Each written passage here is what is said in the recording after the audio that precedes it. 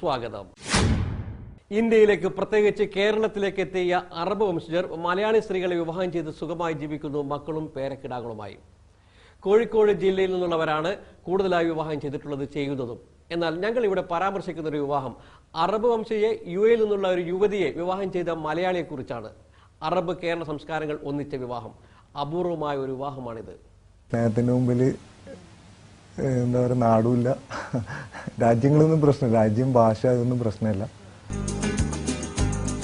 പ്രണയത്തിന് മുന്നിൽ ഭാഷയും നാടും ഒന്നും പ്രശ്നമല്ല. രണ്ട് ഹൃദയങ്ങൾ പരസ്പരം മനസ്സിലാക്കണം, സ്നേഹിക്കണം. ഇത് പറയുന്നത് ഇക്ബാലാണ്, നിറഞ്ഞ ആത്മാർത്ഥതയോടെ.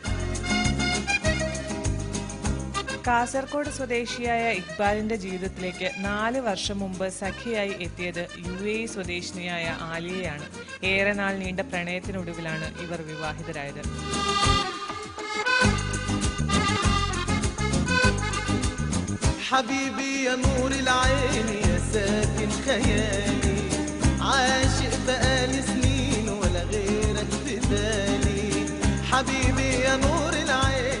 ആദ്യമായിട്ട് കണ്ടത് ഹയാത്ത് ഏജൻസിൽ വെച്ചിട്ടാണ്. അവിടെ ഇവിടെയൊക്കെ ജ്യേഷ്ഠത്തിൻ്റെ കുട്ടീനെ അവിടെ ഐസ് സ്കാറ്റിങ് കൊണ്ടു. അപ്പോൾ അവിടെ നിന്ന് കണ്ട് ഞാനവിടെ എൻ്റെ കസിൻ ബ്രദർ അവിടെ ഐസ് സ്കാറ്റ് ചെയ്യാറുണ്ടായിരുന്നു. അപ്പോൾ ഞങ്ങൾ എല്ലാ വീക്കെൻഡും അവിടെ പോകാറുണ്ട്. അങ്ങനെ അവിടെ നിന്ന് കണ്ടുവരുന്നത്. സ്വാഭാവികമായും എതിർപ്പുകൾ ഉണ്ടായിരുന്നു ഇരു വീട്ടുകാർക്കും. സുഹൃത്തുക്കളും ബന്ധുക്കളും പറഞ്ഞു വേണ്ട എന്ന്. പക്ഷേ ഇക്ബാലിന് ഉറപ്പായിരുന്നു എല്ലാം ശരിയാകുമെന്ന്. ഒടുവിൽ പ്രണയം തന്നെ വിജയിച്ചു. എൻ്റെ ഉമ്മൻ്റെ അടുത്ത്, ഫാദറിൻ്റെ അടുത്തും വാപ്പൻ്റെ അടുത്ത് ഞാൻ സംസാരിച്ചു. അപ്പോൾ അവർക്ക് സമ്മതമായിരുന്നു. പക്ഷേ ഒരു പേടി, ഇങ്ങനെ ലോക്കല്, പിന്നെ ഇപ്പോൾ പറഞ്ഞു ഇൻഷാല്ലാ നോക്കാം എന്നുള്ള രീതിയിൽ. പിന്നെ രണ്ടാമത് ഇവരെ വീട്ടുകാരെ അറിയിച്ചു ഞാൻ. പക്ഷേ വീട്ടുകാർ ഫസ്റ്റ് സമ്മതിച്ചില്ല, വേറെ നാട്ടുകാരനല്ല അവരിടുന്നു. എൻ്റെ ഫ്രണ്ട്സും ബന്ധുക്കളൊക്കെ പറഞ്ഞു എങ്ങനെയാണ് കഴിക്കുക, ഇവിടുത്തെ അറബിയല്ലേ, അപ്പം നീ എങ്ങനെ കല്യാണം കഴിക്കുക എന്നൊക്കെ പറഞ്ഞിട്ട് ഉണ്ടായിരുന്നു. പക്ഷേ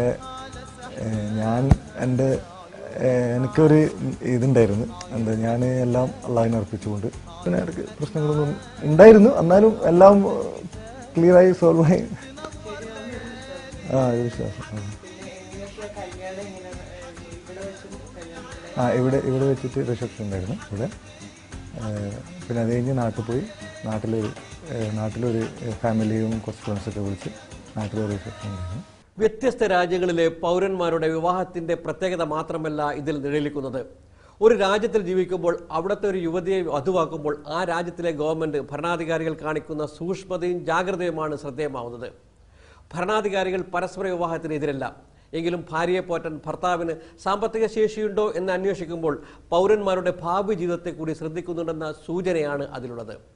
ആർക്കും ആരെയും വിവാഹം ചെയ്യാം എന്ന സ്വാതന്ത്ര്യത്തിന്മേൽ കൈവച്ചുകൊണ്ട് നിരന്തരം വിവാഹം ചെയ്യുന്ന സാമൂഹികമായ അനീതിക്ക് പകരം മതപരമായ ചട്ടക്കൂടിൽ നിന്നുകൊണ്ട് വധുവരന്മാർക്ക് ഭാവിയിൽ സാമ്പത്തിക ഭദ്രത ഉണ്ടോ എന്ന അന്വേഷണം നമ്മുടെ ജീവിതത്തിലും പ്രായോഗികമാക്കേണ്ടതുണ്ട്. ചിലപ്പോഴൊക്കെ വിവാഹമോചനങ്ങൾക്ക് വ്യക്തവും വിശദവുമായ ഇത്തരം അന്വേഷണങ്ങളുടെ അഭാവം കാരണമാവുന്നു. വിവാഹ ജീവിതത്തിൽ ഉൾക്കൊള്ളേണ്ടുന്ന സൂക്ഷ്മത കൈമോശം വരുമ്പോഴാണ് ദാമ്പത്യ ജീവിതത്തിൽ കാറ്റും കോളും നിറയുന്നത്.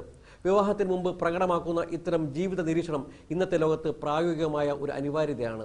16 വർഷമായി ഇക്ബാൽ UAEയിലെത്തിയിട്ട് സ്വന്തമായി ബിസിനസ് നടത്തുന്നു. ആലിയ മിനിസ്ട്രി ഓഫ് എഡ്യൂക്കേഷൻ ജീവനക്കാരിയാണ്. ഒരു UAE പൗരയ്ക്ക് മറ്റൊരു രാജ്യത്തെ പൗരനെ വിവാഹം കഴിക്കണമെങ്കിൽ ചില നിയമ നടപടികൾ പൂർത്തിയാക്കേണ്ടതുണ്ട്. അബുദാബിയിൽ പ്രസിഡന്റ് കൂടി അംഗമായ കമ്മിറ്റിയിൽ നിന്നും ദുബായ് കോടതിയിൽ നിന്നും അനുമതി വേണം. ഭാര്യയെ സംരക്ഷിക്കാനുള്ള സാമ്പത്തിക ഭദ്രത ഉണ്ടെന്ന ഉറപ്പ് വേണം. വിവാഹത്തിന് രക്ഷകർത്താക്കൾ നിർബന്ധമായും ഹാജരാകണം. നമ്മൾ ഫസ്റ്റ് കല്യാണിക്കുന്ന സമയത്ത് ദുബായ് കോർട്ട് മുഖാന്തരം ഷെയ്ഖ് ഖലീഫ, UAE പ്രസിഡന്റ് ഷെയ്ഖ് ഖലീഫയ്ക്ക് നമ്മൾ അപ്ലിക്കേഷൻ കൊടുക്കണം, UAE പ്രസിഡന്റ്. അപ്പോൾ അവിടെ ഒരു ലെജനുണ്ട്, ലെജൻ പറഞ്ഞ കമ്മിറ്റിയാണ്. അവിടുന്ന് ആ കമ്മിറ്റി അവിടുന്ന് പാസ്സായെങ്കിൽ മാത്രമേ ദുബായ് കോർട്ട് കല്യാണം കഴിച്ചുള്ളൂ. ഫാമിലി മാത്രം സപ്പോർട്ട് ഉണ്ടായതുകൊണ്ട് കാര്യമില്ല. ഇവിടുത്തെ ഗവൺമെൻറ് നമ്മൾ അപ്ലിക്കേഷൻ കൊടുത്താൽ ഗവൺമെൻറ് അത് അപ്രൂവൽ ചെയ്ത് തരണം, അല്ലെങ്കിൽ മാത്രമേ കോർട്ട് കല്യാണം കഴിച്ചുള്ളൂ.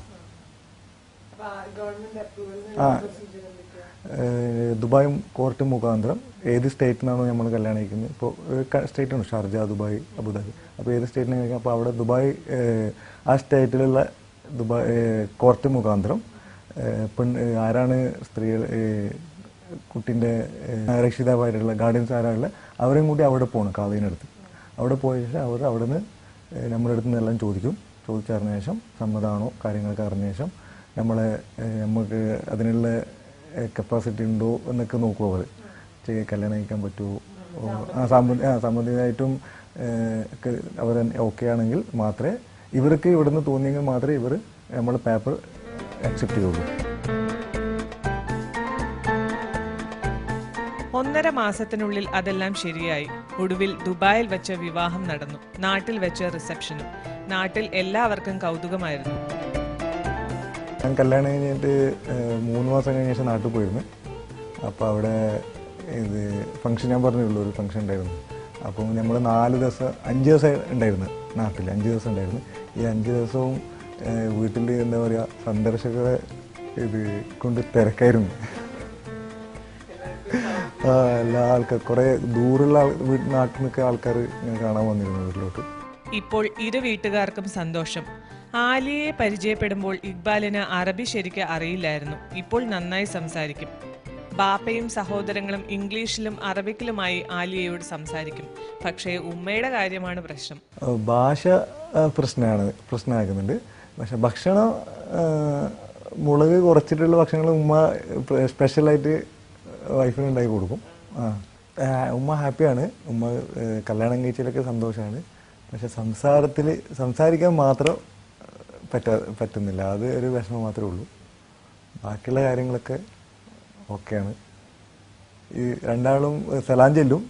ഇവള് സലാം ചെല്ലും, ഉമ്മ സലാം ചെല്ലും, അസ്സലാമു അലൈക്കും വലൈഹിസ്സലാം. പിന്നെ രണ്ടാളും ചിരിക്കില്ല.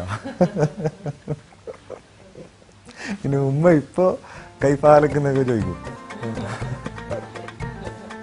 It's nice. I didn't stay too much there and too long. Only 4 days, 5 days. It's okay. We went to Kochi and Trivandrum.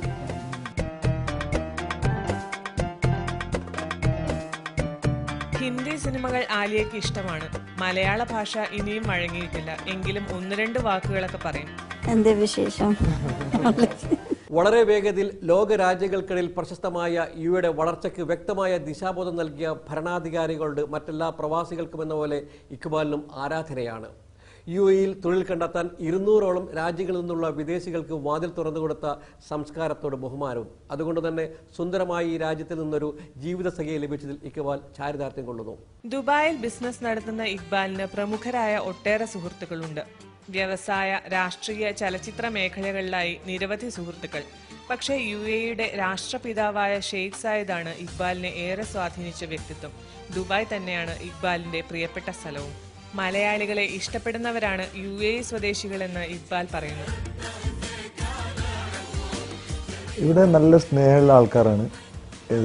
പ്രത്യേകിച്ച് നമ്മളോട് മലയാളികളോട് മലയാളികളെ ഒരുപാട് ഇഷ്ടപ്പെടുന്ന ആൾക്കാരാണ്.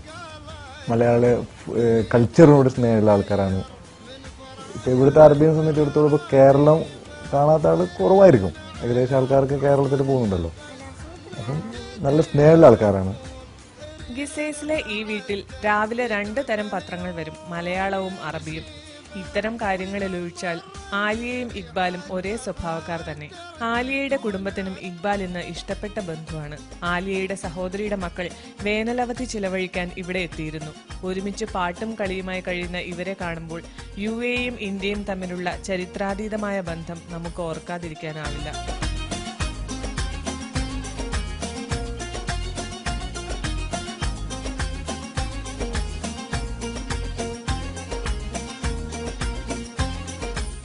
രണ്ടു രാജ്യങ്ങൾ തമ്മിലുള്ള ദൃഢബന്ധത്തിൽ സാമൂഹികവും സാംസ്കാരികവുമായ സഹകരണത്തിന്റെ ആത്മസ്പർശം പ്രകടമാണ്. വ്യക്തികൾ തമ്മിലുള്ള ബന്ധം പോലെ തന്നെ ഊഷ്മളവും സുതാര്യവുമാവുമ്പോഴാണ് രാജ്യങ്ങൾ തമ്മിലുള്ള ആശയവിനിമയ സമീപനങ്ങൾ ശക്തമാകുന്നത്. ഇന്ത്യയും യുഎഇയും തമ്മിൽ കേവലമായ നയതന്ത്ര ബന്ധം മാത്രമല്ല ഉള്ളത്. ഭൂമിശാസ്ത്രപരമായ അതിരുകൾക്കപ്പുറത്ത് സാംസ്കാരികമായ സമന്വയമാണ് രാജ്യങ്ങൾ തമ്മിലുള്ള ഐക്യദാർഢ്യത്തിന് പിന്നിലുള്ളത്. യുഎഇയും ഇന്ത്യയും തമ്മിൽ ചരിത്രാതീതമായ ബന്ധമുണ്ടെന്ന് പറയുമ്പോൾ സാമൂഹ്യ സാംസ്കാരിക വ്യക്തിബന്ധങ്ങളുടെ ചരിത്രമായി അത് മാറുകയാണ്.